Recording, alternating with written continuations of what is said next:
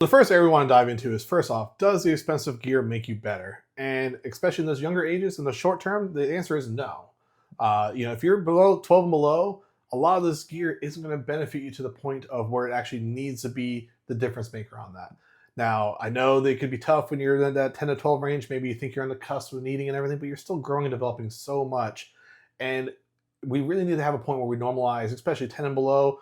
Maybe that 10 to 12 is a little bit of a gray area, but 10 and below, it's okay to have the entry level equipment. It's okay to have you can still have the brand names of Easton Rollins and these other main companies out there, but you don't need their top end bats. You don't need the Ghost, the Hype Five on baseball side, those level of equipment at that point yet, because you're not developed to that point. And again, we should be focused more on the fundamentals and mechanics before we're trying to add in that level of a bat. Like my son was playing when he was playing even t-ball and early level baseball.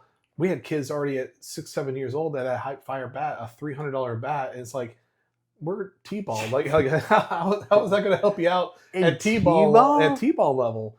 And like looking at it, like why are you spending that much money? Yeah.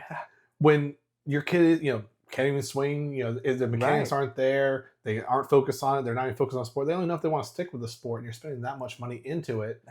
At that point in time, we have to normalize it being okay having entry level gear.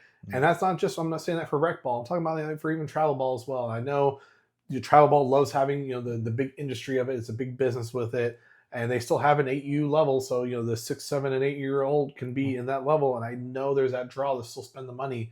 But we have to have the breakdown of building and developing the better mechanics and everything first. And even a lot of times on the glove side, the cheaper gloves are actually usually a lot of times better for smaller kids, because the more expensive gloves, you have to really work in and break them in. And kids with their tiny hands, like they can't even close the dang things. I've seen kids that even, their parents may have broken the glove a little bit, but the ball will hit it and this ball bounce right back out because they don't have the hand strength to close it.